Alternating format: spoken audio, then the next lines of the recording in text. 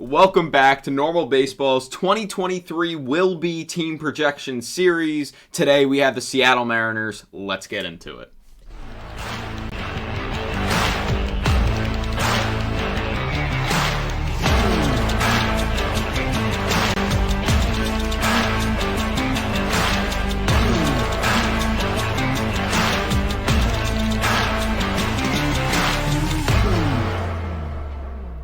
What's going on? Welcome back to Normal Baseball. Today we are continuing our 2023 Team Projection Series with the Seattle Mariners, the 2023 Mariners. I'm Alex Normal Dog. That's Lewis. And like I said, today we got the Mariners. Go M's, baby. Very exciting. The Seattle Mariners last year finished 90-72, second place in the AL West. They ended their 21-year playoff drought. They made the playoffs. However, after winning the wild card round against the Blue Jays, coming back from a seamlessly unwinnable game, they were swept in the division series by the Houston Astros, 3-0. One of those games included an 18-inning game in which Jeremy Pena hit a solo home run for the only run of the game. So pretty heartbreaking way to be eliminated from the postseason. We're going to be talking about them for this year. This is a new year though, so they can even exceed expectations more this season. So we'll see what they can do. What we did is we made a power ranking a while back on every team in baseball. We graded each team 1 to 10 on 7 different categories: lineup, bench, defense, rotation, bullpen, coaching, and energy. And we tallied up the total scores to make our power rankings. The Mariners came in at number 10 in our power rankings, 10th best team in baseball, and the 5th best team in the American League. So we have them slotted in to make the playoffs based on our power ranking chart. And let's talk about them. Let's talk. Are you excited? I'm excited. Oh, I'm pumped. I'm amped up. I'm ready. Me too. So, as we get started here, let's talk about their lineup. You want to talk about their lineup? Of course. So, their lineup, we gave them an 8.6 out of 10 in their lineup. It's a good lineup. It's a good-looking lineup. This is our highest lineup, I want to say, so far. Yeah, this is our highest-rated lineup so far, which is crazy to think about. But the lineup is looking like Kolten Wong, Julio Rodriguez, Ty France, Teoscar Hernandez, Eugenio Suarez, Cal Raleigh, Jared Kelenic, AJ Pollock, and JP Crawford. It's a very solid lineup. And I think they're going to do some big things this year. I will admit, now looking back, 8.6 is kind of high because there's very good arguments that a couple of the teams we've already done have had a better lineup than them. But if this lineup could play at full strength, they could be just as good as anyone else. What do you think? Yeah, for sure. I think that the upside, and if everybody in this lineup is playing at their best, especially guys like Julio, Teoscar, AJ Pollock, guys who we know have done it and can really produce. Sure, the one out of the three that I just mentioned, AJ Pollock, he's a little bit older now. However, I do think that he has plenty left in him, and I think he'll be a great addition to this offense that is looking to make some really big moves this upcoming season. Yeah, I mean, like you said, AJ Pollock, they got him from free agency this year. Last year, in 138 games, the White Sox hit almost 250, 245. He didn't play as good as he has in past years, but then again, he was on the Mid-Sox, so that he was just playing on brand. So I still do think he can be good. Yes, like you said, he is old. He's 35 now, so he's getting up there in age. But if he did it in 21, he was very good in 2021, had arguably the best season of his career. There's no way 2 years later he just kind of loses it all. I find that hard to believe, having the best season of your career and then just kind of falling off a cliff. So hopefully he can be good. He's just one of the 3 pickups that this lineup made, their starting lineup at least. Another move that they made like I said, was to get Colton Wong from the Milwaukee Brewers. Colton Wong is going to be their second baseman this year now that they don't have Adam Frazier. Adam Frazier went to the Orioles. And Colton Wong was traded. They got him in exchange for Jesse Winker. So Jesse Winker is not on this team anymore, but that's honestly good because he did not want to be there. There was a lot of stuff going around about that's why he was playing really bad. He just didn't want to be in Seattle. So hopefully that's a good move for both ways. Colton Wong still has a lot more, like a few more good years left. Nothing like says that he's going to go down. He actually had the best year of his entire career last season based on WRC Plus. He played 134 games, which is his second most career high. Batted .251. He was very good last year. So I'm looking forward to seeing Colton Wong on this team. What do you think? Yeah, I certainly agree. I think he'll slot in pretty well, especially with his more contact-oriented bat. Especially if Fangraphs is telling the truth here, and he does bat at the top of the lineup to lead off. Then we're talking about an offense that could get started early and not stop. Yeah. I do have worries about this lineup, don't get me wrong, because the lineup could very well go dead. I mean, yes, you have Julio Rodriguez, who is, young stud Julio, Rookie of the Year. He has all but bright future ahead of him. I think he will be in top 5 AL MVP voting, almost certainly, this season. So I think he's obviously going to be a plus in their lineup. Another guy who's going to be a big plus in their lineup, I'm very confident in that, is another guy who they got from a trade. Teoscar Hernandez, who is going to be manning right field for them this season. They got Teoscar Hernandez for Eric Swanson and Adam Macko is who they gave back to the Blue Jays. Kind of a good trade for both sides because the Blue Jays needed better. The Blue Jays needed better bullpen, and the Mariners needed more outfield because they lost Mitch Haniger to the Giants. He signed with his hometown team, left Seattle in the dust. So they needed another outfielder. They get Teoscar, who, yes, is not great defensively, but I think his bat makes up for it. That's always been my argument with Teoscar. When you have that guy with the amazing bat like he has, it kind of makes up for it. So I think it was a really good move for both sides. For sure. It's going to be one of the few trades that we can look at and say that there's very clearly that both sides are winners. No doubt about it. I mean, both addressed an issue that seemingly needed to be addressed, and now that Teoscar is in Seattle, being protected in a lineup by Julio Rodriguez, Eugenio Suarez, Cal Raleigh, I mean, you're talking about a guy who could hit 30 homers last year, where last season he hit 25, which was a little bit down compared to his 2021 All-Star season where he hit 32. I think that we're going to see... Is it weird to say the word bounce back? Because I think Teoscar still had a good season, but I think he's going to improve upon his 2022 season. Yeah, that's definitely a fair point, especially just because we kind of saw how he can be better than he was last year. Like you said, in 131 games, 25 homers, which is not bad whatsoever, but he also batted .267. So I think all in all, Teoscar is going to be a big addition to this team. I guess you take away Mitch Haniger, but bringing in Teoscar is a plus, I'd argue. Yeah, a very worthy trade. If you told me to take out Mitch Haniger and put in Teoscar, how does the lineup look? I think it actually might look better come season end. Yeah. We talked about Julio Rodriguez, Rookie of the Year. Had an amazing rookie campaign, no matter what way you look at it.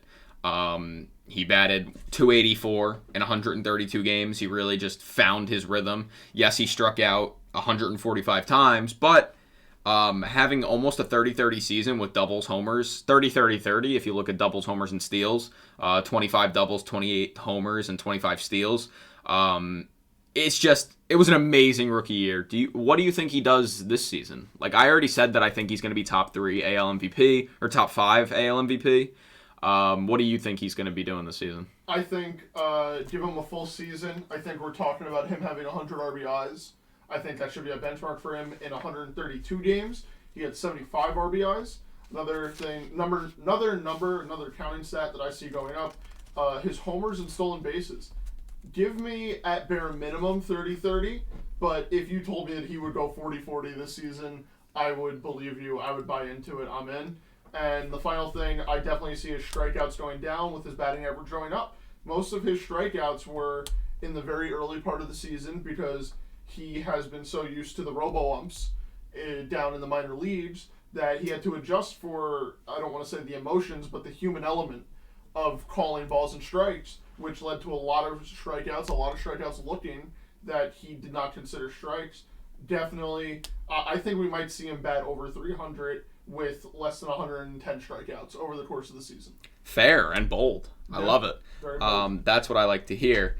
So yeah, like you said, the strikeouts might go down. I think it's all looking up for Julio Rodriguez, young stud. Another guy two guys actually that we really haven't looked at. Ty France and Cal Raleigh, two like just very kind of under the radar guys that are very sneakily good. Ty France, they both just had the best years of their career.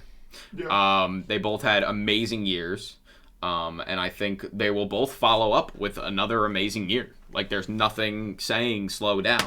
Ty France is only 28, and Cal Raleigh is 26. So there's nothing slowing them down. Yeah, and I think a big part of this is the fact that both Ty France and Big Dumper, Cal Raleigh himself, are legitimately loved by fans to the point where it's like a strength.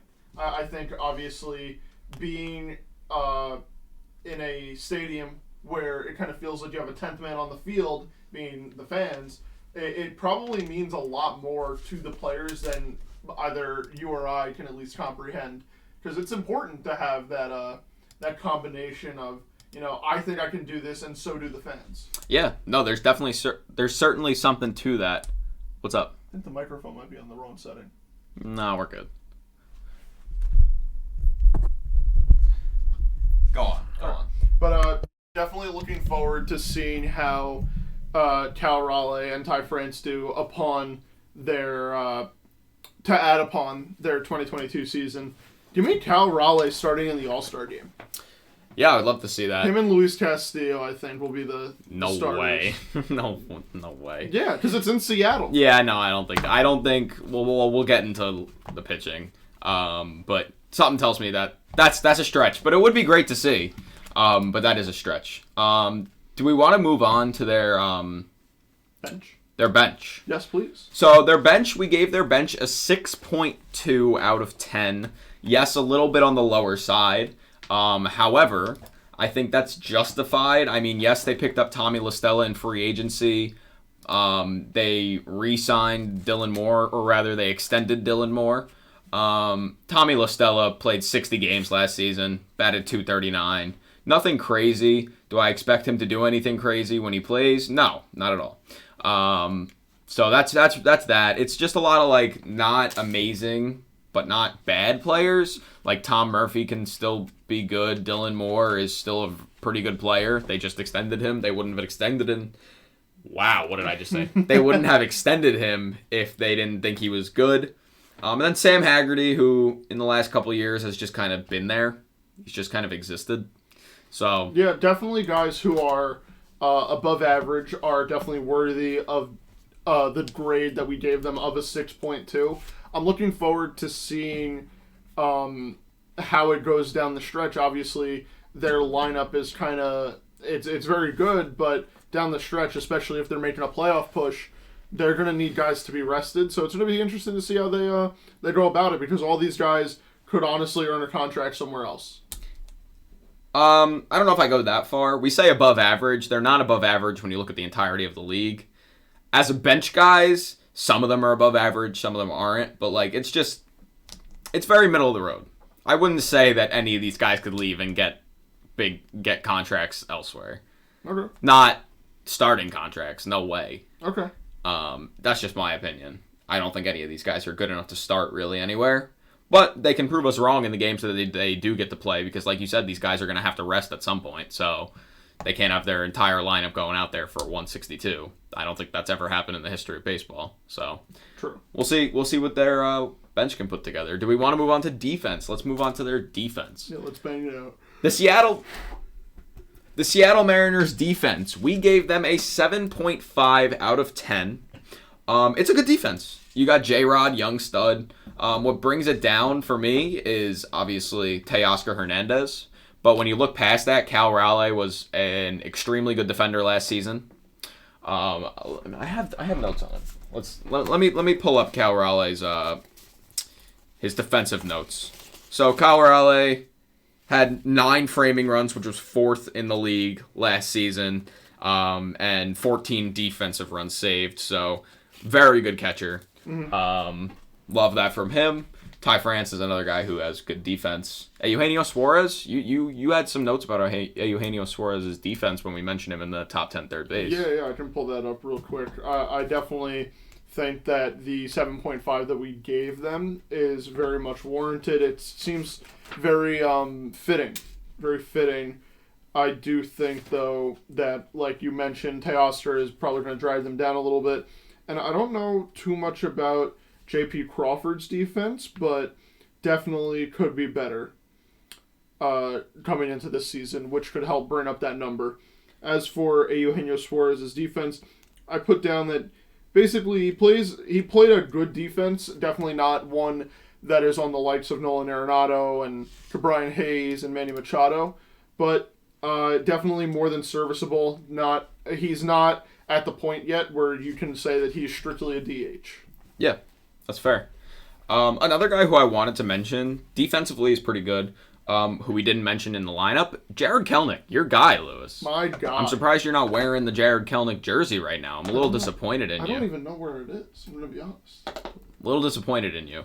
But Jarred Kelenic is going to have to step up this season because he's going to be playing outfield. And he's going to be playing in the outfield most of the games.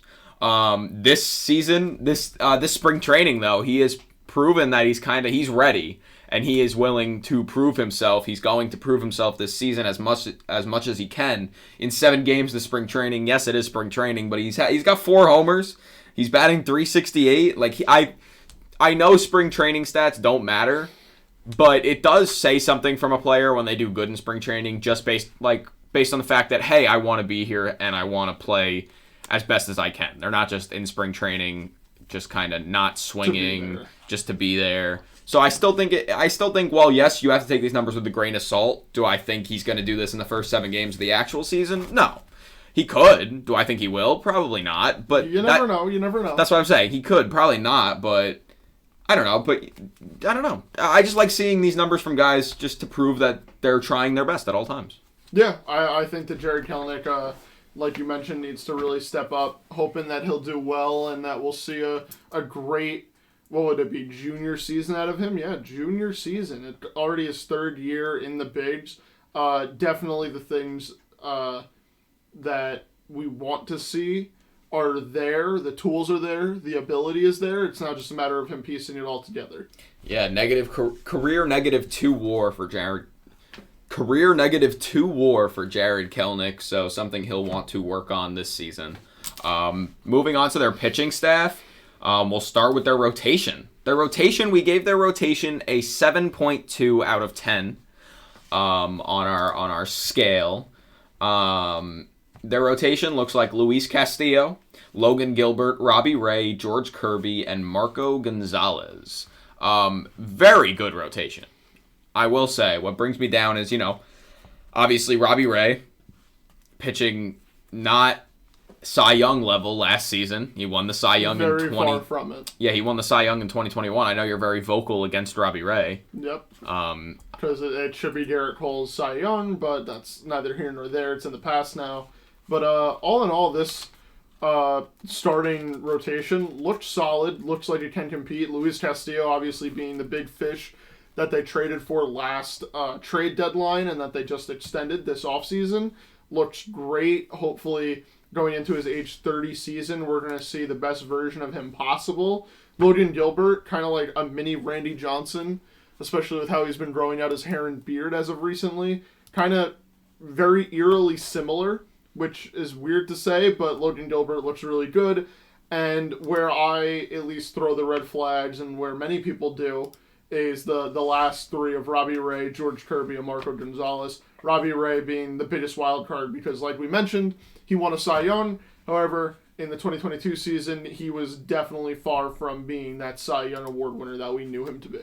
Yes, but I think you're making him out to be a little worse than he actually was. I mean, no, I'm not discounting him. He's still a good pitcher. Still a good pitcher. Still had a 3.71 ERA. Yeah. I mean, it's not like he had a 5 ERA. No, it's not like it blew up, but compared to his Cy Young season, which is what most Mariner fans thought they were going to get out of him, it was a far cry from it, as well as blowing probably their only winnable, blowing one of their only winnable playoff games as well.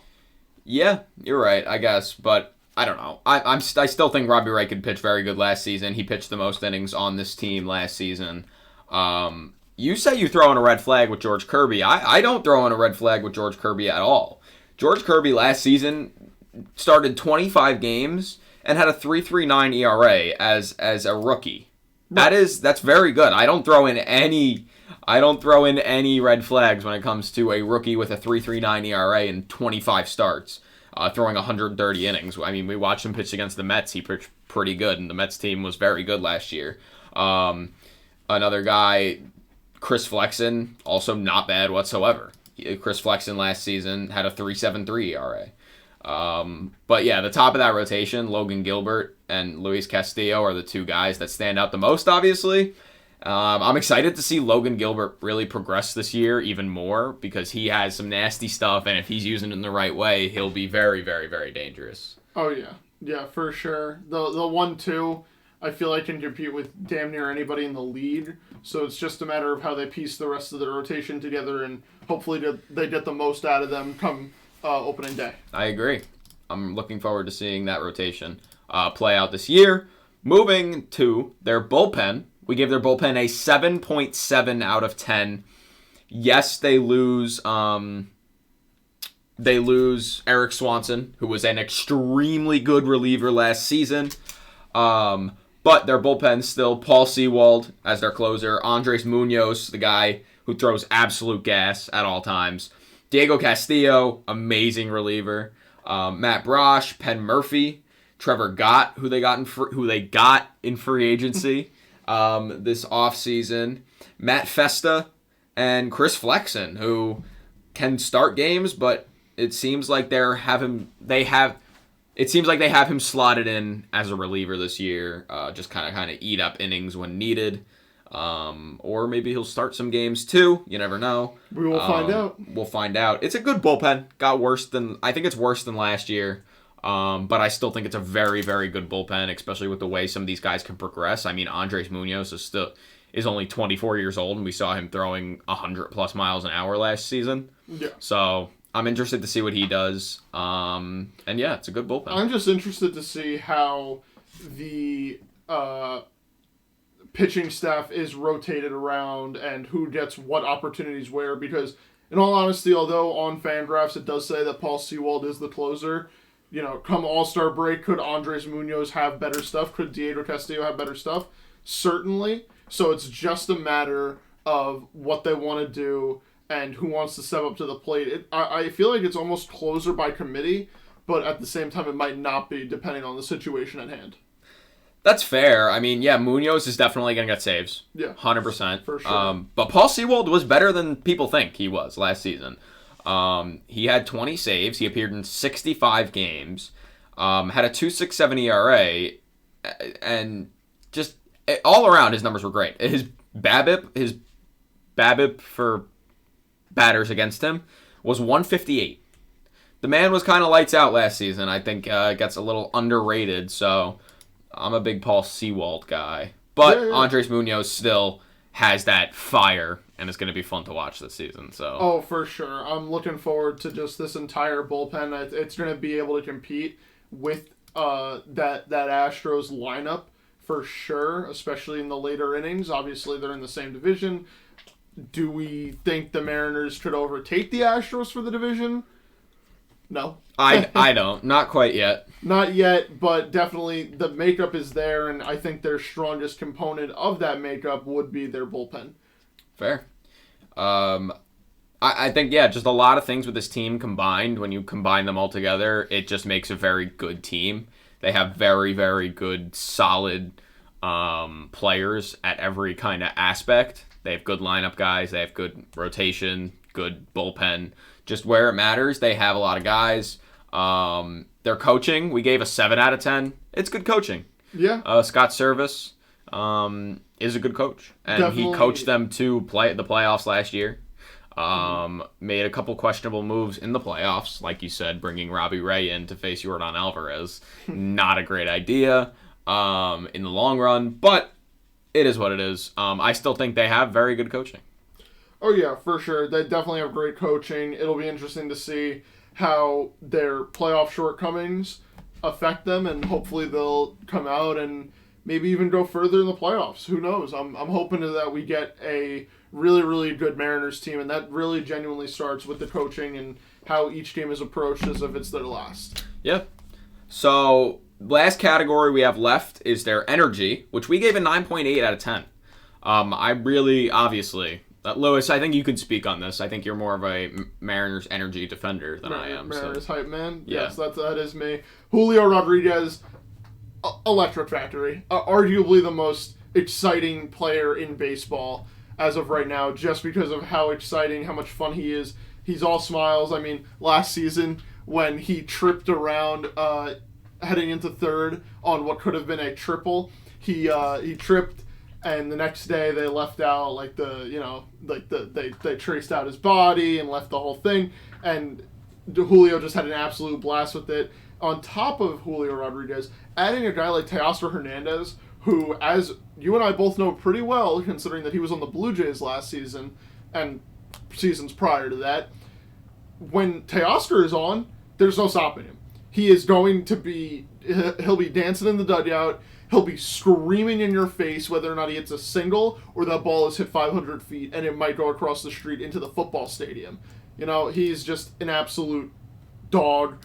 Some of their younger guys, Cal Raleigh, could not have expressed more emotion if he tried after walking it off to send the Mariners into the playoffs, which was amazing. Jared Kelenic, young guy, obviously has a bunch of energy, really looking to prove people wrong. I know that this might be the second year in a row that we're talking about he's going to prove people wrong, but the makeup is all there. I think he's more than ready. J.P. Crawford started the little spinning in the circle dance, which obviously was the Mariners' sort of rallying together moment that they had, especially during the playoffs. So he's all there. And as for the pitching, Luis Castillo will yell in your face. Logan Gilbert will yell in your face. Robbie Ray will yell in your face. Like, these guys are all ready to go, and the bullpen is exactly the same. Just a bunch of guys who want to fucking fight. There's no other way to put it.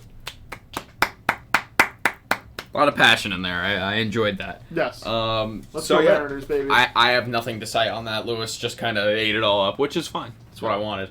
Let's go Mariners. But yeah, do you have a rookie? Well, actually, if you were counting at home, that is a 54 out of the total 70 possible points we could have given them, which, like I said, brings them to the 10th best team in baseball, the 5th best team in the American League. Do you have a rookie to tell us about? Yes and no. This rookie, rather well known, considering that the only two Mariners that we can really talk about being in this list of high-end prospects that the Mariners hold is genuinely, and it's weird to say this, it's Jared Kelenic. I mean, he's not a prospect. He's not a He's prospect not a rookie anymore. either. However, he does have less than a year of full service time. But there is really no one in their rookie class that I want to touch on. I feel as if everybody is either too far away to speak about now, or they don't really have too much of an impact at the major league level just yet. So my spotlight, I just want to give it to Jared Kelenic. He's looking to have a great season after the past shortcomings of the last two seasons. I think that a good bar to set for him would just be, hey, Jared, go out there, hit 220, and play good defense. Considering his Not past a great seasons, bar. Yeah, but considering his past seasons, Still, it's what he needs to do. I think that just an improvement is an improvement. Hopefully that he'll hit like 220-ish. Hopefully well above that. Hopefully he wins AL MVP. And give me an OPS just over 100. Just get on the right track. An OPS plus just over 100. Just get on the right track and do your thing. I mean, we're seeing it in spring training right now. He's batting nearly 400 with a 1400 OPS. So that's who I just want to shine my light on for a few minutes. Yeah, I just want to say if he bats 220 with a just barely 100 OPS, he's probably not staying on this team for too much longer if they want to continue to improve. Because yes, he can make the argument, hey, look, guys, I'm improving. I batted 220 last season. My OPS was 100. Like, they're going to be like, yeah, but we're trying to win a World Series within the next 2 to 3 years. We can't be waiting for you to get better when it's not even guaranteed that you will get better. You showed us improvements, yes, but now you're still batting 220. Like, it's not like, I don't know. I think he needs to improve well beyond 220 if he wants to continue to stay on this team and have an actual case to be on this team by the end of the season. Also, we have to remember that, yes, they don't have that many rookies or kind of guys to touch upon for this season. They've traded because they were all in the trade for Luis Castillo. They gave away their top 4 prospects, which, yes, seems like an overpay, but depending on how Luis Castillo can perform this season, it might not be. So I'm interested to see Jared Kelenic play this season because I do think he has to improve a lot more than you said. But that's just my opinion. All right. So let's go Jared Kelenic. Yeah. So the Mariners are projected to have 88 wins this season. Their over-under is 88.5. Do we think they have more or less? I'm going to say more. I think they're going to, punch up and kind of look at the Astros and really face off with them well. Give me more. I agree. I'm also going higher. They had 90 wins last season, and that's without Luis Castillo for over half the year. So with a full year of Luis Castillo, he can win you games by himself. Easily. So I'm going to go with over as well on that. Yep. Now to the fun part. Our MVP hitters and pitchers for this team. Lewis, who will be the Mariners' MVP pitcher for this team next? Pitcher first. Yeah, we'll do pitcher first. All right. For pitcher, I am going to go a little bit chalk here. I'm going to go with Andres Munoz. I think he's going to be the big game guy. Not too chalk. All right. Who are you going to go with? I'm going to go with Logan Gilbert. I mean, the man has the build to be the next Randy Johnson. Yep, so for sure. Hard to argue against that. I think he's going to dominate this season. All right. Fair enough. Who will be their MVP hitter this season? Give me Julio. I agree. It's hard not to agree with that. It's so hard to not root for this guy. You can be an Angels fan. You can be a fan of any other team in the league. Well, you can say that you absolutely despise the Mariners, but you just cannot root against Julio. Definitely the possible. The kid is so lovable and enjoyable and fun to watch, and you know that it's all there. He just won Rookie of the Year, and there's no doubt in my mind that he's not going to improve massively upon that. Yeah, I think he improves this year too, and I think we see an amazing season from him, so I'm rooting for it. Yep. Julio, go out and do your thing. Now to the final part of the episode, what these episodes are named for. I'm going to say the 2023 Mariners will be, and you will tell me what place in the AL West the Mariners will be this season. Lewis, the 2023 Seattle Mariners will be in... First place in the AL West. Oh, you're ridiculous. Let's get bold. Yeah, you're ridiculous. Let's get bold. I'm going second place. This team is not better than the Astros. I'm sorry, Mariners fans. I love the team. Not better than the Astros. So let's go Mariners, baby. Lewis can try to be bold, but I'm going second place. I think that's more realistic. But you know what? Prove me wrong, Mariners. Do your thing. Beat the Astros. Beat the big bag of Astros. Do whatever you have to do. Except for cheat. Don't cheat. Don't bang on any trash cans. But however you want to beat them, beat them. And yeah. Go Mariners. Go Mariners. Go M's, baby. See us rise. Let's fucking rock the house. Okay. Yeah, let's do it. Run the gauntlet. We will see you guys in the next one. Thank you guys for watching. If you liked, make sure to like and subscribe and follow the podcast. Leave a review or comment. That helps us out. And thank you guys very much. We will see you guys in the next one. Let's go Mariners. Let's and go M's. Peace.